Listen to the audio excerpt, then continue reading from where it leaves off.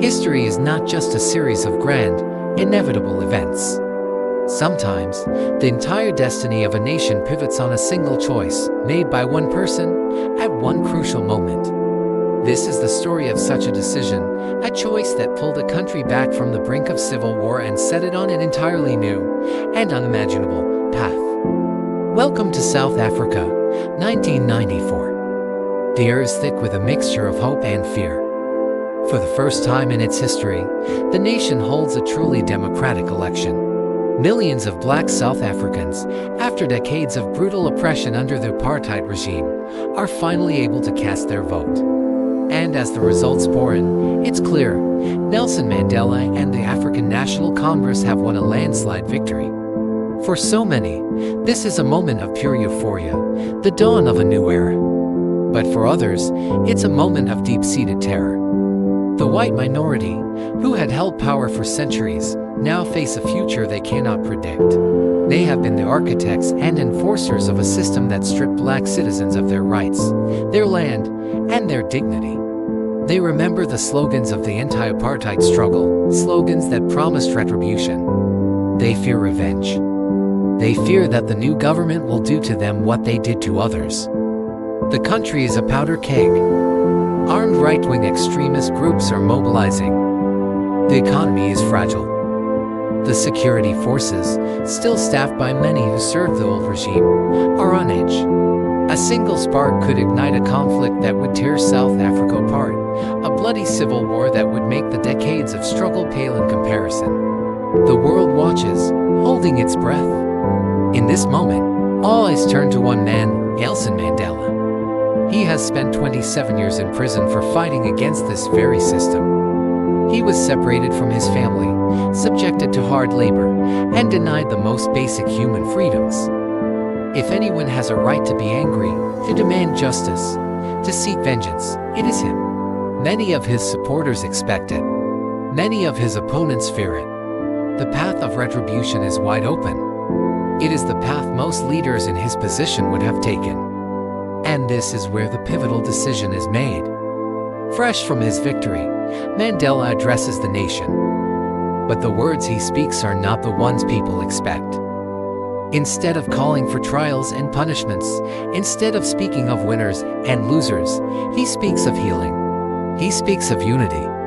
He speaks of a rainbow nation, a new South Africa where all people, black and white, can live together in peace and equality. This wasn't just a speech. This was a profound choice. Mandela made the conscious, strategic, and incredibly difficult decision to pursue reconciliation over retribution. He understood that a nation built on revenge would be a nation forever divided, forever trapped in a cycle of violence. He knew that true freedom meant not just breaking the chains of the oppressed, but also freeing the oppressor from their own prejudice and fear. This decision was not universally popular. Some within his own party, the ANC, felt it was a betrayal. They had fought and bled for liberation, and now their leader was asking them to forgive their tormentors. How could they forgive the police who had brutalized their communities? How could they forgive the politicians who had crafted the laws that stole their future? It seemed an impossible ask. To bridge this chasm of pain and mistrust, Mandela championed one of the most audacious political experiments in modern history, the Truth and Reconciliation Commission, or TRC. The concept was revolutionary.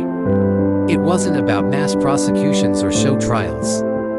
Instead, it was based on the traditional African concept of Ubuntu, which means I am because we are. It emphasizes community, compassion, and shared humanity. The TRC created a platform for both victims and perpetrators of apartheid-era violence to tell their stories. Victims were given a public forum to share their pain, to have their suffering acknowledged by the nation. Perpetrators, in exchange for a full and truthful confession of their crimes, could apply for amnesty. The hearings were broadcast on national television. The nation was transfixed and horrified. Mothers wept as they recounted the last time they saw their sons, who were abducted and murdered by security forces.